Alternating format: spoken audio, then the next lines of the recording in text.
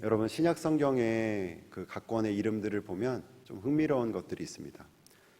특별히 신약 성경의 뒤쪽에 서신서들이 많이 있는데 그 서신서들의 이름을 보면 이렇게 편지를 쓴 사람의 이름이 담긴 것들이 있습니다.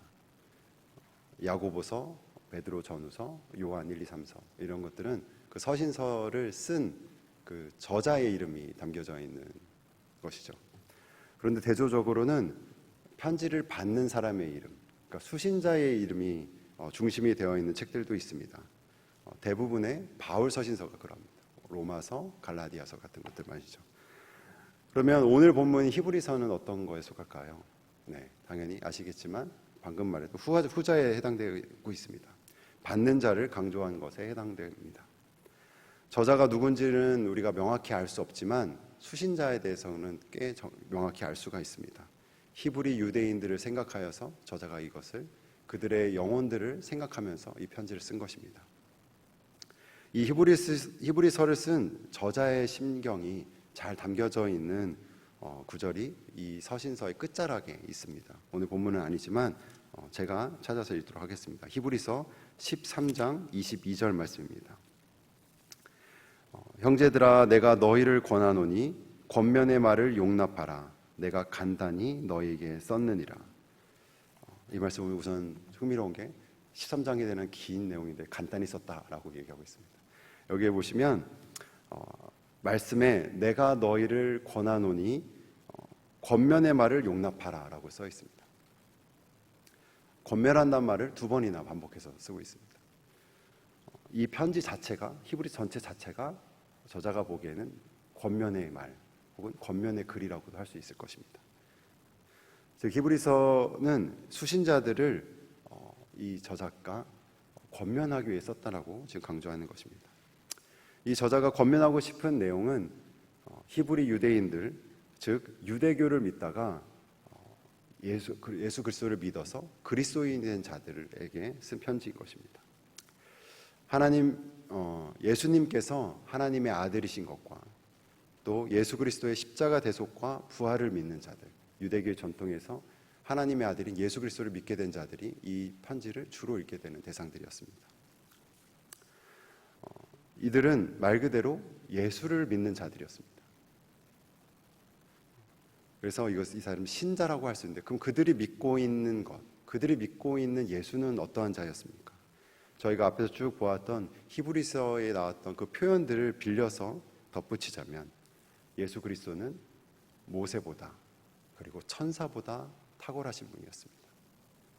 그리고 예수 그리스도께서는 영원한 안식, 참된 안식을 우리에게 주시는 분이었고 또 예수 그리스도께서는 큰 대제사장이셔서 우리로 하여금 하나님께 담대히 나아가게 하시는 그 능력을 우리에게 주시는 분이셨습니다.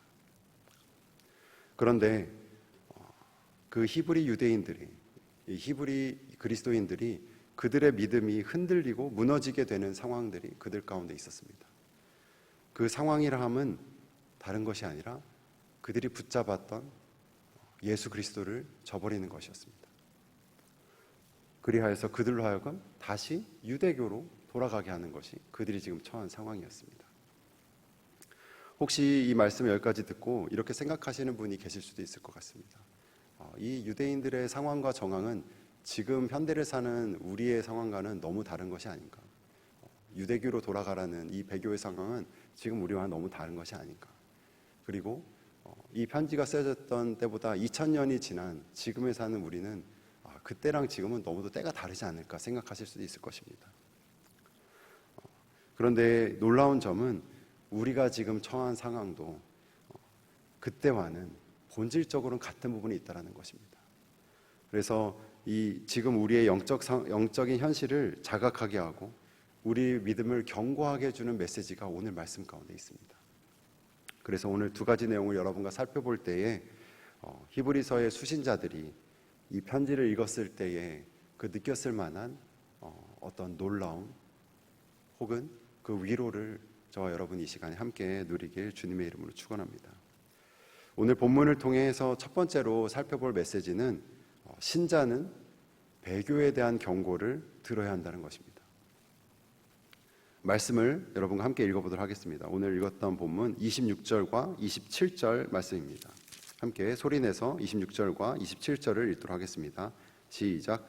우리가 진리를 아는 그 지식을 받은 후 짐짓 죄를 범한즉 다시 속죄하는 제사가 없고 오직 무서운 마음으로 심판을 기다리는 것과 대적하는 자를 태울 맹렬한 불만 있으리라. 저자는 여기서 맹렬한 불과 같은 심판에 대해서 말하고 있습니다. 누가 이러한 심판을 받게 될까요? 그게 되게 중요합니다. 26절을 다시 한번 살펴보시면 진리를 아는 그 지식을 받은 후에 짐짓 죄를 범한 자들이라고 되어 있습니다. 그들에게는 돌이킬 수 없는 관용이 없는 심판이 기다리고 있다라고 말하고 있습니다. 여기서 중요한 표현이 조금은 낯선 표현인데 짐짓 죄를 범한다라는 것입니다. 짐짓 말이죠. 여기서 그것을 번역한 단어는 원래적인 의미를 보면 고의적으로 그리고 자진하여서라는 뜻을 가지고 있습니다. 그래서 이것을 그냥 문자적으로 이 부분만 보았을 때는 그리스도를 통해 구원함을 입은 자들이 그 옛사람의 죄성을 이기지 못하고 그것이 죄인 것을 알면서도 연약함으로 해서 반복적으로 그 죄를 범하는 것을 뜻한 것 같이 보여집니다. 저와 여러분처럼 말이죠. 우리가 자주 경험하는 것입니다. 그런데 이는 히브리서 쓰여진 내용으로 볼 때에 더 나아가서 성경 전체적으로 볼 때에는 그렇게 해석하기가 어렵습니다. 29절, 오늘 본문 뒤쪽에 있는 29절 말씀을 제가 읽겠습니다. 하물며 하나님의 아들을 짓밟고 자기를 거룩하게 한 언약의 피를 부정한 것으로 여기고 은혜의 성령을 욕되게 하는 자가 당연히 받을 형벌은 얼마나 더 무겁겠느냐 너희는 생각하라. 여기에서도 히브리서 저자는 계속해서 그 짐짓 죄를 범한 자들을 이렇게 더 풍성하게 설명하고 있습니다. 하나님의 아들을 짓밟는 것, 그리고 자기를 거룩하게 한, 그러니까 우리를 거룩하게 한 언약의 피를 부정한 것, 그리고 은혜의 성령을 욕되게 하는 것이라고 말이죠. 엄청나게 강한 표현들입니다. 히브리서 저자는 앞선 6장에서도 이와 같은 자들에 대한 비슷한 표현을 같은 주제로 한 적이 있었습니다. 6장 5절과 6절에 보시면 제가 오늘 본문은 아니고 제가 말씀을 읽지는 않겠습니다. 화면에 아마 나올 텐데요. 그 구절에서 히브리서 저자는 이러한 자들에 대해서 어떻게 말하고 있냐면 하나님의 선한 말씀과 내세의 능력을 맛보고도 타락한 자들이라고 말하고 있습니다. 이 편지의 수신자들이 히브리 유대인들인 것과 앞서 말씀드린 것처럼 지금 이들이 유대교로 다시 돌아오라는 그 강력한 핍박과 회유를 받고 있는 이 정황으로 비추어 볼 때에 저자가 경고하고 있는 것은 그들이 그리스도를 버리고 다시 유대교로 돌아가는 것, 즉 그 배교하는 것에 대한 것을 강조하고 있다고 생각할 수 있습니다. 저는 배교라고 하는 여기 성경에 나와 있지 않지만 꽤 강하고 꽤 엄중한 단어를 썼지만 여러분 한번 그 당시의 상황을 한번 상상해 보시기 바랍니다. 그 당시에는 아마 배교하는 자들 가운데는 충분히 스스로를 합리화할 수 있는 상황이었을 거라고 생각이 듭니다. 왜냐하면 그들은 아주 오래된 유대교의 전통에 익숙했던 자들이었습니다. 그들의 부모 아버지까지 다 그런 전통에 살아왔던 자들이었죠. 그런데 그들이 예수 그리스도를 통해서 구원을 경험했습니다. 하나님의 아들인 것을 믿고 예수 그리스도의 대속을 믿고 부활을 믿게 되었습니다. 그런데 그것만 놓게 되면 예수 그리스도에 대한 것만 놓게 되면 그런다 하더라도 그들은 여전히 하나님을 유일신으로 믿을 수가 있습니다. 그리고 율법을 지킬 수가 있고 다른 사람들과 구별된 삶을 이렇게 살 수가 있었죠. 그들이 믿고 있는 그 일부만 포기하면 그들을 핍박하고 그들이 처한 그 상황들을 피할 수 있는 그 상황이 그들 가운데 있었던 것입니다. 그런데 문제는 그들이 포기한 것이 그 일부가 아니라 어떻게 보면 전부였다는 것입니다. 하나님의 아들을 짓밟는 것이며 그리스도의 피로 산 그 언약을 무가치하게 여기는 행동이라고 지금 히브리서 저자는 말하고 있습니다. 이렇게 저자가 배교에 대해 강하게 말하고 있는 그 이유는, 그 심령은 또 어떠할까요? 배교한 자, 이미 배교한 자들을 저주하고 그들을 정죄하기 위한 것일까요? 아닙니다. 아마 배교한 자들은 이미 그 교회 공동체에서 떠났을 것이고 이 편지를 읽을 기회도 없었을 것입니다. 이 편지는 오히려 여전히 그리스도를 붙잡고 있는 자들에게 주는 그러한 경고이자 권면의 글입니다. 그 핍박을 지금 견디고 있지만 동시에 유혹을 받고 있는 그 신자들입니다. 믿음이 점점점 약해지고 있고 그들 중에 일부가 예수 그리스도를 버리고 돌아갔다는 소식을 듣고 있는 자들, 그러한 자들에게 히브리서 저자는 목자의 심령을 가지고 그들에게 경고를 하고 있는 것입니다. 제가 예화를 하나 준비했습니다. 여러분 운전을 하시다 보면 이렇게 도로 표지판을 보실 수가 있을 것입니다. 아마 지금 화면에 아마 나올 텐데요. 이런 화면, 이런 표지판 아마 보신 적이 있을 것입니다. 차가 물에 빠지는 경고 메시지죠. 근데 이 경고판은 이미 바다에 떨어져 있는 자들에게 주는 경고일까요? 아니겠죠. 그것이 아닙니다.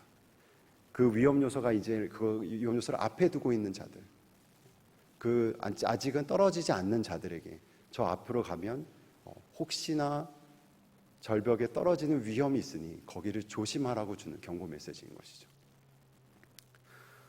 경각심을 주는 것입니다. 저기서 떨어지게 되면 조금 실수하게 돼서 떨어지게 되면 돌이킬 수 없는 결과가 나오니 여기서 주의하십시오. 조심하십시오라고 아주 경고의 메시지를 강하게 주는 것입니다. 사랑하는 성도 여러분, 이 오늘 본문에 있는 히브리서의 오늘 본문 말씀에 있는 부분에 뿐 아니라 어떻게 보면 대부분 우리가 알고 있는 성경 말씀은 그것이 심판의 메시지다 하더라도 이것은 이미 하나님의 백성인 자들에게 주는 메시지가 대부분입니다. 심판에 대한 경고를 준다 하는 것은 그 심판을 받지 않길 바라는 하나님의 심령이 담겨 있는 것이죠. 하나님께서 우리를 정말 사랑하시기 때문에 그곳으로 가지 않기를 바라는 마음으로 강한 경고를 주신 아버지 하나님의 마음을 헤아리시는 여러분이 되기를 주님의 이름으로 축복합니다. 오늘 본문에서 이 배교에 대한 부분을 경고와 함께 두 번째로 여러분과 살펴볼 메시지는 신자는 그리스도를 힘입어 인내하는 자들이라는 것입니다. 오늘 본문 32절부터 34절까지의 말씀을 읽도록 하겠습니다. 제가 32절부터 34절까지의 말씀을 다시 한번 읽겠습니다. 전날에 너희가 빛을 받은 후에 고난의 큰 싸움을 견디어낸 것을 생각하라. 혹은 비방과 환난으로서 사람에게 구경거리가 되고 혹은 이런 형편에 있는 자들과 사귀는 자가 되었으니 너희가 갇힌 자를 동정하고 너희 소유를 빼앗기는 것도 기쁘게 당한 것은 더 낫고 영구한 소유가 있는 줄 알미라. 저자는 여기서도 너희가 빛을 받은 후에라고 말하고 있습니다. 신자들이 참 빛이 되신 그 예수 그리스도를 통한 구원을 경험한 자들이라고 저자는 말하고 있습니다. 그런데 그들이 그 구원의 광명을, 그 영광을 경험한 후에 그들에게 찾아온 것들은 무엇입니까?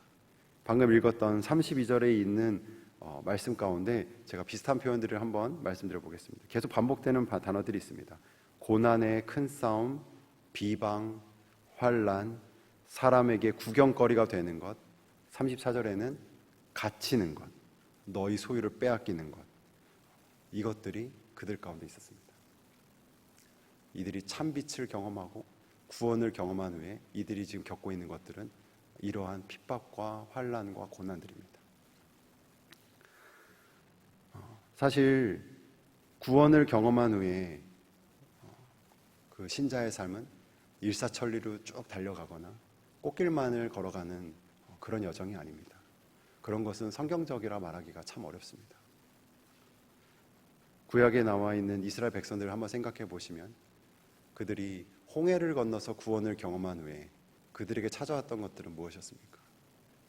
이방 민족과 전투를 하게 되고, 그리고 그들에겐 굶주림도 있었고, 그들에게 목마름도 있었고, 여러 가지 어려움과 환란들이 그들의 가운데 삶의 여정 가운데 있었습니다. 그것이 가나안으로 가는 그 여정이었습니다. 수많은 연단의 과정을 구원의 영광 이후에 빛을 경험한 후에 경험하게 되는 것입니다.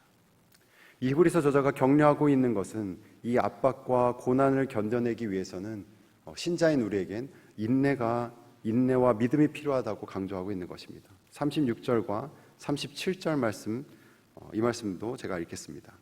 너희에게 인내가 필요함은 너희가 하나님의 뜻을 행한 후에 약속하신 것을 받기 위함이라. 잠깐 후면 오시리가 오시리니 지체하지 아니하시리라. 여기서 인내는 고통받고 있는 지금을 견디는 것만을 뜻하고 있는 것은 아닙니다.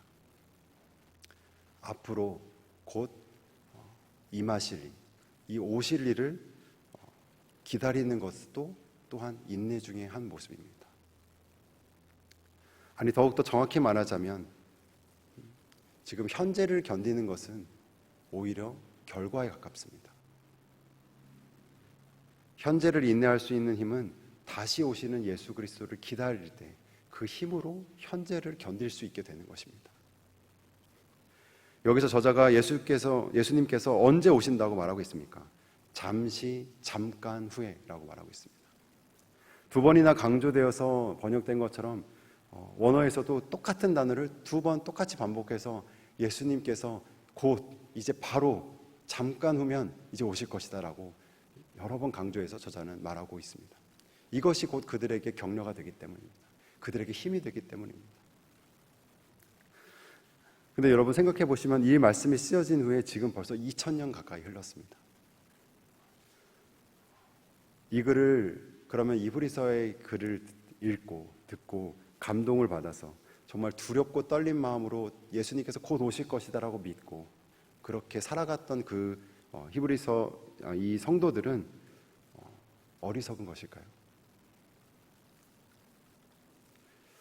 하나님 보시기에 그들은 어떠셨을까요? 하나님께서는 이 종말의 신앙을 붙들고 있는 자들, 예수님께서 곧 오시는 것을 기다리고 믿고 그 믿음의 신앙으로 살아가고 있던 그들을 아마도 지혜롭다고 하셨을 것이고 그들을 순전하다고 하셨을 것이고 그들을 거룩하다라고 말하셨을 것입니다. 그리고 주님께서 보시기에 충성된 자들이라고 말씀하셨을 것입니다. 어떻게 보면 오히려 어리석은 것은 거기에 있어 둔감한 지금 우리들일 수도 있습니다.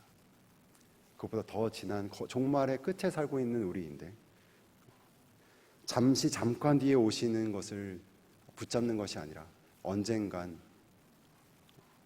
나중에 오실 것이다라고 그것을 미루고 있는, 생각하지 않고 있는 우리가 오히려 어리석은 자들일 것입니다.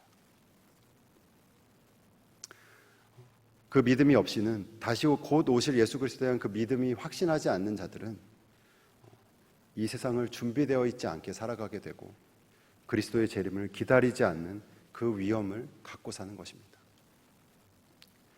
하지만 그리스도를 기다리며 인내하는 자들에게는 이것에 대해 또 주는 주님의 위로가 있습니다.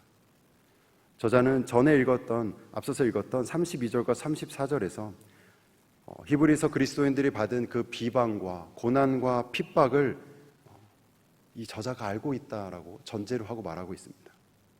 어떻게 보면 아마도 편지를 쓴 저자가 이미 이 고난들을, 이 핍박들을 자기도 지금 이미 겪고 있기 때문에 이것들을 알고 있다라고 말하고 있는 것인지 모르겠습니다.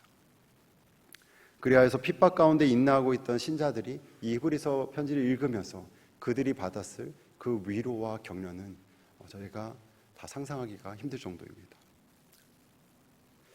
사랑하는 성도 여러분, 그런데 이것은 저와 여러분에게도 적용되는 원리가 있습니다.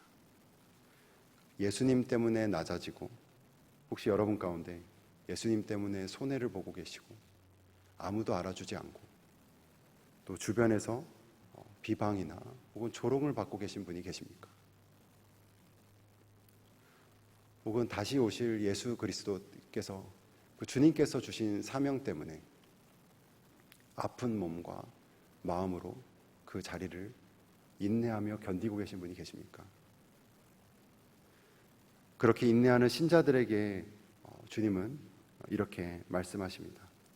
요한계시록 2장 1절부터 3절까지 말씀 제가 읽겠습니다.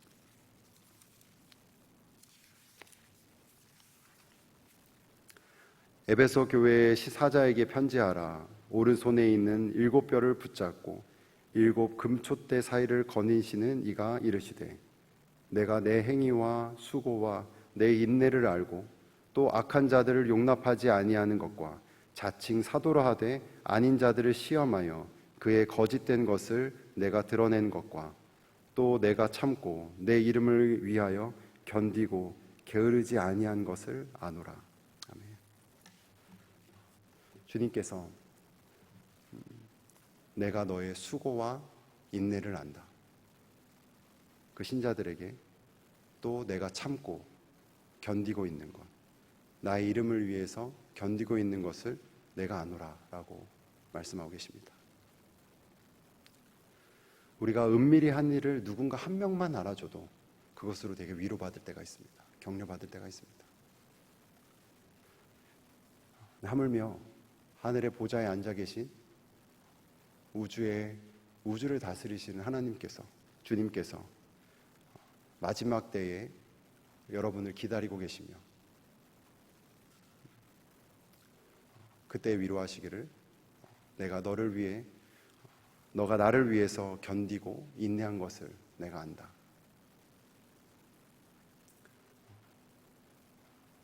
그 어려움 가운데 견디고 있고 서 있던 것을, 씨름하고 있던 것을 내가 안다 라고 하실 때에 그것이 신자인 우리에게 얼마나 큰 위로가 되겠습니까? 그것은 말로 다 형용할 수 없을 것입니다.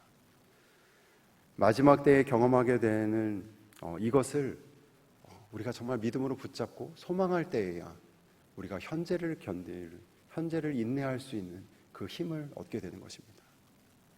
그리고 이 히브리서를 읽었던 이 그리스도인들은 이 편지를 통해서 그렇게 격려를 받고 위로를 받은 것이었습니다.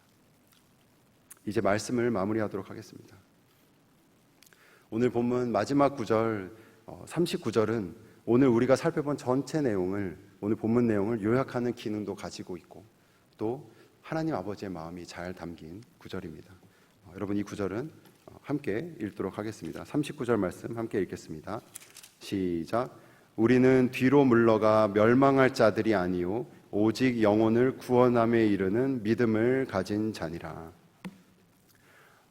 이 저자는 두 가지 방향과 거기에 따른 결과를 대조해서 말하고 있습니다.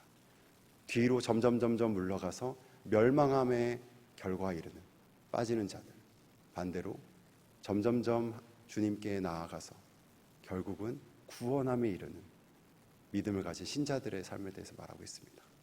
강조하기는 우리는 뒤로 물러가 멸망함에 빠질 자들이 아니다. 우리는 구원함을 믿는, 구원함에 이르는 그 믿음을 가진 자다라고 우리의 정체성에 대해서, 신자의 정체성에 대해서 말하고 있습니다. 여러분은 예수님과 점점 멀어져서 멸망함에 이르는 자들이 아닙니다. 저와 여러분은 우리를 끝까지 구원에 이르시는 그 그리스도의 그 붙잡으심과 그 주님의 그 능력에 따라서 구원함까지 이르는 그 믿음을 가진 자들입니다. 오늘 이 말씀을 통해서 오늘을 살아가는 데 있어서 우리에게 위험 요소를 알려주시는 주님 아버지의 마음을 들으시고 또 어려움 가운데, 핍박 가운데, 고난 가운데 다시 오실 예수 그리스도 붙잡으심으로 그 인내하시는 믿음과 그 은혜가 여러분에게 가득하게 주님의 이름으로 축원합니다. 함께 기도하겠습니다.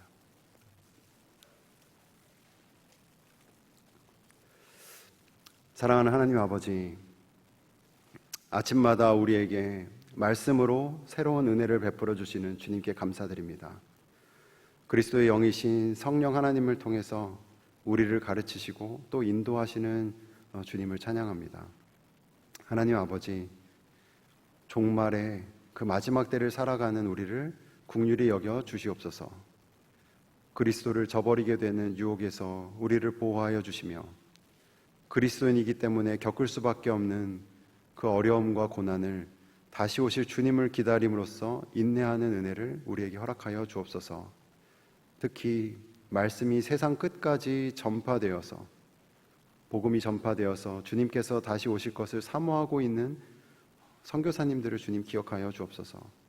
하나님께서 선교사님들을 친히 기억하여 주시며 위로하여 주시고 그분들의 사역 가운데 하나님의 나라가 누룩처럼 퍼지는 은혜를 주님 허락하여 주시옵소서.